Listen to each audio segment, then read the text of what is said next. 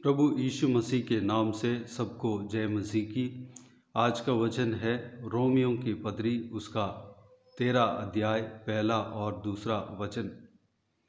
हर एक व्यक्ति शासकीय अधिकारियों के अधीन रहे, क्योंकि कोई अधिकार ऐसा नहीं जो परमेश्वर की ओर से न हो, और जो अधिकार हैं वे परमेश्वर के ठहराए हुए हैं। इसलिए जो कोई अधिकार का विरोध करता है वह परमेश्वर की विधि का सामना करता है, और सामना करने वाले दंड पाएंगे। मेरे प्रियो, परमेश्वर के वचन हमसे कहता है जो गवर्नमेंट अथॉरिटी है उसका पालन करना है, उसके अंडर में रहना है, उसके अधीन रहना है। जो कोई भी इस देश का सरकारी अधिकारी है उनका अधीन रहना है। इस देश का सरकार जो नियम ठहराए हैं वह परमेश्वर के वचन की ओर से हमें पालन करना है। अगर हम रोड में गाड़ी चला रहे हैं तो ट्रैफिक रूल्स का पालन करना है। अगर हम किसी जगह काम कर रहे हैं, नौकरी कर रहे हैं, वहाँ के अधिकारियों का अधीन रहना है, उनका विधि को पालन करना है। हम जो कुछ भी गवर्नमेंट का रूल्स है उसको पालन करना है, उसका सामना नहीं करना। अगर सामना करते हैं हम परमेश्वर के विधि का सामना करते हैं। दूसरा वचन में यही लिखा है, इसलिए जो कोई अधिकार का विरोध करता है वह परमेश्वर की विधि का सामना करता है, क्योंकि परमेश्वर ही इस विधियों को ठहराया है। हम परमेश्वर की ओर से, परमेश्वर के वचन की ओर से इस विधि का, सरकार के नियम का पालन करना अवश्य है। इसी अध्याय में 7वां वचन में इस प्रकार लिखा है, इसलिए हर एक का हक चुकाया करो, जिसे कर चाहिए उसे कर दो, जिसे महसूल चाहिए उसे महसूल दो, जिससे डरना चाहिए उससे डरो, जिसका आदर करना चाहिए उसका आदर करो।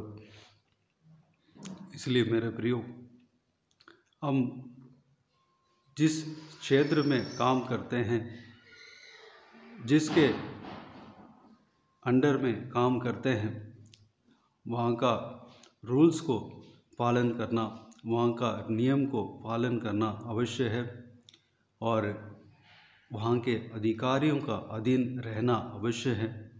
उनका बात मानना और सच्चाई के साथ काम करना अवश्य है। यही परमेश्वर का वचन कहता है। हम इस वचन के अनुसार चलने के लिए परमेश्वर के हाथों में समर्पित करें। हम कहीं भी इस सरकार के विधियों को सामना नहीं करना चाहिए। वचन के अनुसार, वचन के द्वारा, परमेश्वर के वचन के द्वारा सरकार का विधियों को हम पालन करना चाहिए। किसी अधिकारी का सामना ना करें। परमेश्वर के वचन के द्वारा कोई भी अधिकारी है उसको आदर करना है, उनका अधीन रहना है। जो रूल्स है उसके मुताबिक हमें चलना है। इस वचन के अनुसार हम चलने के लिए अपने आप को परमेश्वर के हाथों में समर्पित करें। आइए हम प्रार्थना करें। स्वर्गीय पिता, दयालु परमेश्वर, आपको धन्यवाद देता हूँ। परमेश्वर, आज का दिन के लिए आपको धन्यवाद देता हूँ। बीते हुए दिन में हमें संभाला, सुरक्षित रखा, बचाया, आपको धन्यवाद देता हूँ परमेश्वर। पिताजी, आज का आपका इस वचन के लिए, बहुमूल्य वचन के लिए आपको धन्यवाद देता हूँ पिताजी, आपका वचन में जिस प्रकार लिखा है पिता, हमें परमेश्वर शासकीय अधिकारियों का अधीन रहने के लिए अनुग्रह देना। पिताजी, हम किसी भी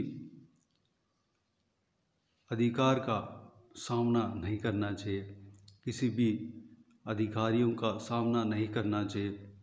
आपका जो ठहराया हुआ विधि है उसको हम पालन करना चाहिए। परमेश्वर, अनुग्रह देना, आपके वचन की ओर से हम पालन करने के लिए अनुग्रह देना। परमेश्वर, जिसको आदर देना है उसको आदर करना चाहिए, जिसको कर देना है कर देना चाहिए, जिसको महसूल देना है उसको महसूल देना चाहिए। परमेश्वर, हालेलुया। परमेश्वर, हम इस वचन के अनुसार चलने के लिए अपने आप को आपके हाथों में समर्पित करते हैं। पिताजी, हम किसी को धोखा नहीं देना चाहिए।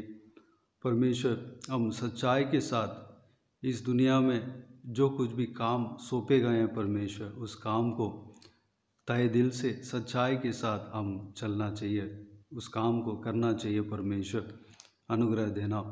पिताजी, इस धरती में जो आपने हमें जीवन दिया है, उस जीवन में पिता आपको हम प्रकट करना चाहिए, आपका प्रेम को प्रकट करना चाहिए। परमेश्वर, हालेलुया, आपके नाम का अपमान नहीं करना चाहिए। परमेश्वर, आपके महिमा मिलना चाहिए पिता, हमारे काम की ओर से आपके नाम का महिमा मिलना चाहिए पिता, अनुग्रह देना। परमेश्वर, हालेलुया, हम सबको इसी तरह आशीष देना, इस वचन के द्वारा हम सबको आशीष देना। परमेश्वर, संभालना, जो कोई भी नौकरी कर रहे हैं परमेश्वर, उनका नौकरी में आशीष देना पिता, जो कोई भी बिजनेस या जो कुछ भी काम कर रहे हैं उन सभी कामों में आशीष देना। परमेश्वर, घर का परमेश्वर, हर एक घर का कामों में आशीष देना, हर एक परिवार को आशीष देना, हर एक परिवार को सुरक्षित रखना। परमेश्वर, हालेलुया, हर एक लोगों को परमेश्वर संभालना पिता, हर एक आपका बेटा बेटियों को सुरक्षित रखना। जो कोई भी जिस परेशानी में फंसे हुए हैं, सारा परेशानियों को परमेश्वर निकालना, उन्हें उस परेशानियों से छुटकारा देना, सारा बंधनों को तोड़ना। जो कोई भी बंधन में फंसे हुए हैं, सारा बंधनों को तोड़ना परमेश्वर, प्रभु यीशु मसीह के नाम से टूटने पाए। हालेलुया, जो कोई भी बीमार है उनको छूकर चंगा करना, जो कोई भी ट्रीटमेंट में, हालेलुया, परमेश्वर ट्रीटमेंट ले रहे हैं परमेश्वर, उस ट्रीटमेंट का परमेश्वर सफलता देना पिता, उस ट्रीटमेंट में सफल होने पाए परमेश्वर, अनुग्रह देना पिता। सारा बच्चों को और जवान बच्चों को आपके हाथों में समर्पित करते हैं, आशीष देना पिता, उनका सारा ज़रूरतों को पूरा करना, ज्ञान बुद्धि देना, भविष्य को आशीष देना। हालेलुया, गलत संगतियों से बचाना परमेश्वर, आपके वचन के राह पर चलने पाए। बुजुर्गों को आपके हाथों में सौंपता हूँ परमेश्वर, उनके संग रहना, उनका हालेलुया दुर्बलता कमजोरियों को निकालना, बल सामर्थ्य से भरना। हालेलुया, घुटनों में हड्डियों में ताकत देना परमेश्वर, धन्यवाद देता हूँ। हालेलुया, जो कोई भी उलझन में फंसे हैं, सारा उलझनों को ठीक करना परमेश्वर, पिताजी, सारा परेशानियों को दूर करना, घर में शांति आनंद खुशी से प्रेम से भरना पिता। हालेलुया, आपस में प्रेम से रहने पाएँ, माता पिता के विरुद्ध बच्चे या पति पत्नी के बीच में, हालेलुया, कोई विरोध ना होने देना परमेश्वर। हालेलुया, प्रेम से भरना परमेश्वर, हर एक घर में आप प्रथम बनकर रहना, आप कार्य करना, आप राज्य करना पिता, धन्यवाद देता हूँ। हम सब आपके वचन के अनुसार हम चलने के लिए अनुग्रह देना पिता।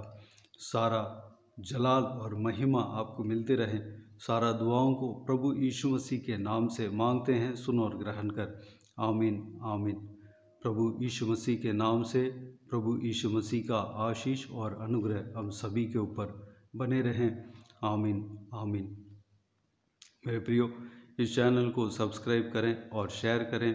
अगर किसी को भी प्रार्थना का विषय हो तो डिस्क्रिप्शन में जो नंबर दिए हुए हैं उसमें कॉल करके भी आप प्रार्थना करा सकते हैं, या व्हाट्सएप में आपका प्रार्थना का विषय दे सकते हैं।